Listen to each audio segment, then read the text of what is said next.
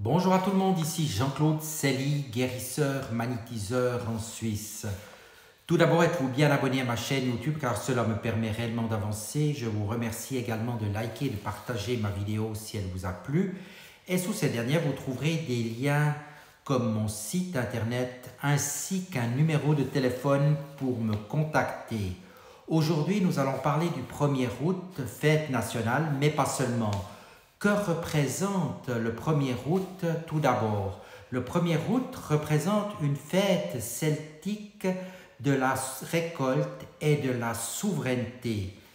Et deuxièmement, je vais vous parler du 1er août 2023 qui est placé sous l'égide d'une pleine lune, d'une super lune. Tout un programme pour ce 1er août. En ce qui concerne la fête celtique, le 1er août est la fête celte de Lughnasadh, littéralement appelée Assemblée de Lugh. Lughnasadh apparaît d'emblée comme une fête dédiée à la principale divinité du panthéon celtique, Lugh, qui est dieu de lumière, du savoir et des arts, ainsi que du pouvoir, du droit et de la souveraineté. Selon la légende, il aurait institué la fête de Lughnasadh en hommage à sa mère, la déesse chtonienne Talthiu, morte d'épuisement après avoir transformé les forêts irlandaises en plaines cultivables. Lughnasadh reste ainsi une fête liée à la récolte, à la terre nourricière et féconde. Ceci explique sans doute pourquoi les mariages étaient célébrés à des dates rapprochées de cette fête. Lughnasadh est ainsi l'image de Dieu Lugh et de ses multiples fonctions des domaines qui sont variés, qu'un de ses épithètes gaéliques est Samildanach, le polytechnicien. Elle garde cependant son aspect tellurique et chtonien. C'est avant tout l'occasion de célébrer la récolte et de remercier la terre, des mets spéciaux étant ainsi préparés avec des fruits de la première récolte dont une partie était sacrifiée aux dieux en signe de reconnaissance. C'est aussi la fête de la souveraineté où le roi est célébré dans sa fonction royale, non comme chef militaire, mais comme le guide, le garant des lois et de la paix. Les belliqueux peuples celtes observaient à cette occasion une trêve. Les guerriers étaient tenus d'aller aux célébrations sans armes. L'équité et la justice étaient des notions très importantes pour les Celtes qui profitaient de l'occasion pour résoudre les contentieux et honorer leurs dettes, répartir les produits de la collectivité pour en donner une part aux plus démunis aurait également été d'usage, car si Lughnasadh est la fête de la récolte, il est nécessaire de donner pour recevoir, comme on sème pour récolter. Selon les endroits, les festivités pouvaient durer de 3 jours à 1 semaine. On y festoyait avec les produits de la récolte et de l'hydromel. Le sacrifice d'un bœuf était d'usage en Irlande. Et puisque Lugh patronne aux arts et aux jeux, l'on écoutait volontiers bardes et poètes, et l'on organisait des concours athlétiques, courses de chevaux, lancers de poids, luttes. Lughnasadh est aussi l'occasion de commencer et de commercer. Des foires immenses se tenaient en Irlande selon les celtologues. N'oublions pas que Lugh est aussi le dieu des commerçants et des voyageurs. Lughnasadh est donc pour les Celtes un moment de retrouvailles, de paix, de convivialité, mais aussi une façon de célébrer la communauté. Toutes les classes, guerriers, druides, artisans étaient tenus de participer aux festivités présidées par le roi. L'Irlande a gardé le plus de traces de cette fête et de rites qui s'y rapprochent et qui s'y rapportaient. Aussi, la plupart des pratiques et des usages décrits sont irlandais. Peu de traces nous sont restées de la manière dont on célébrait Lughnasadh au pays de Galles ou en Écosse.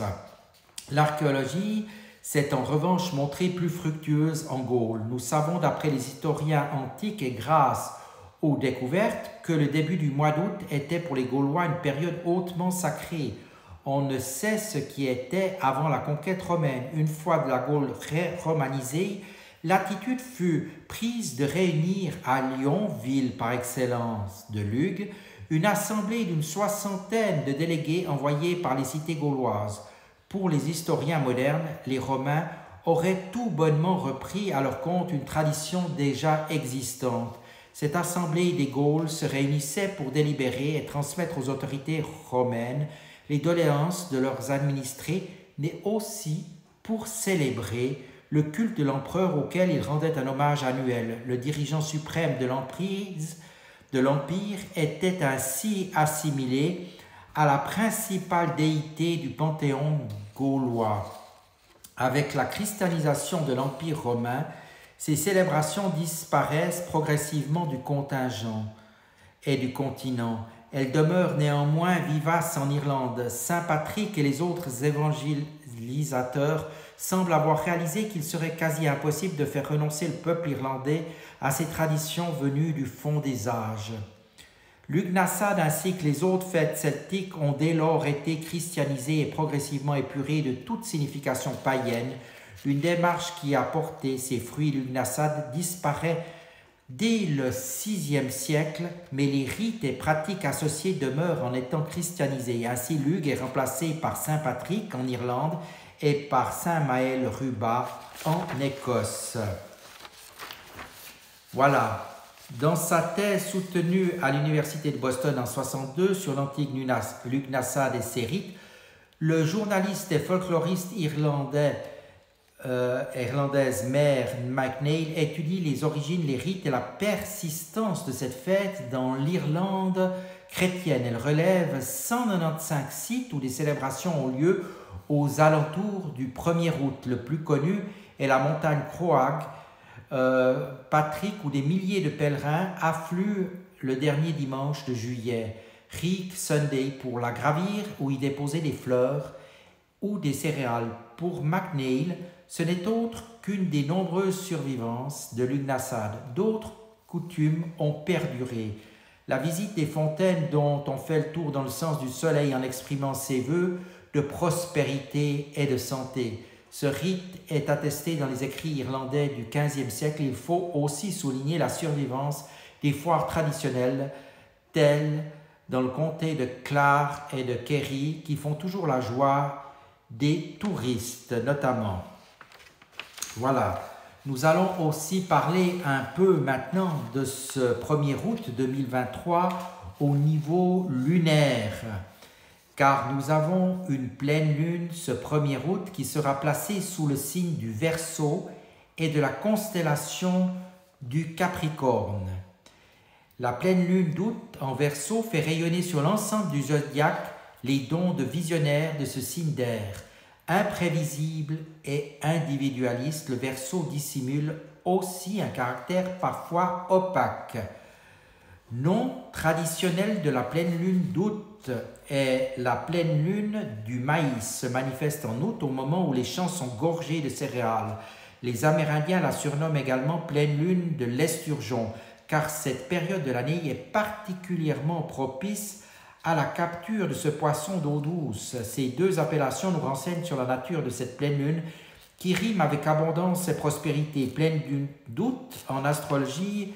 Quels seront donc les effets? La pleine lune du maïs en Verseau place le zodiaque sous l'influence de ce signe d'air cérébral doté de grandes capacités d'anticipation, si bien qu'on le qualifie volontiers de visionnaire.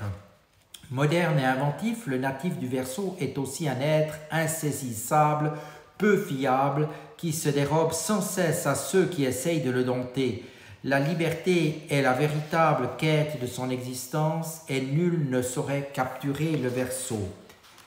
Donc la pleine lune d'août en Verseau donne à ce signe l'occasion d'accomplir son rêve ultime. Plus indépendant que jamais, le Verseau n'acceptera plus aucune entrave sur son chemin. Il ira au bout de ses rêves, se montrera particulièrement inventif et n'écoutera que son intuition. Qu'en est-il de la Balance, du Poisson et des Gémeaux qui sont connus pour faire partie notamment de ces caractéristiques, comme le Verseau pour leur forte intuition et leur imagination frôlant parfois l'utopie. Ces idéalistes se sentiront particulièrement à leur aise durant cette pleine lune d'août. En Verseau, ils n'éprouveront pas le besoin de dissimuler leur vraie nature et n'hésiteront pas à émettre des points de vue singuliers. Quitte à passer pour des rêveurs ou irrationnels, c'est un moment particulier où ils ne se sentiront pas contraints par les jugements des autres. Leur personnalité pourra s'affirmer pleinement et ils ne verront plus l'intérêt de se conformer à une certaine norme qui bride leur créativité. Cette audace et cette confiance nouvelle les rendront plus audibles et leur entourage découvrira toute l'étendue de leur talent. Ce sont eux qui seront les plus affectés par la pleine lune du 1er août. Ce seront les signes de feu, soit Bélier, Lion, Sagittaire, qui écoperont hélas des travers du Verseau sans jouir réellement de ses atouts. Ils hériteront en particulier du sens de la provocation de ce signe d'air et pourront même parfois basculer dans le sarcasme cynique. Vaguement désenchantés, ils sembleront montrer une certaine mauvaise volonté dans leurs actions. La pleine lune d'août en Verseau les entraînera dans une sorte de spirale de mauvais goût. Ils ne voudront plus jouer le jeu des autres, plus à dissimuler leurs défauts, plus feindre d'être meilleurs qu'ils ne sont. Ils ressentiront une joie mauvaise à tomber le masque et à asséner des vérités aussi blessantes soient-elles. À l'opposé, la pleine lune d'août en Verseau est une combinaison d'excellence pour les signes de terre, Taureau, Vierge, Capricorne. Trop habitués à suivre les règles, ils découvriront le goût de la liberté et sortiront du cadre dans lequel ils évoluent habituellement. Ils s'ouvriront en particulier à de nouvelles expériences amoureuses en ne faisant pas forcément le pari de l'avenir ni celui de la fidélité. Le plaisir seul les guidera. Professionnellement, ils se montreront plus combatifs et surtout plus novateurs. Ils se fieront davantage à leur instinct qu'à leur capacité analytique et seront moins placides face aux critiques.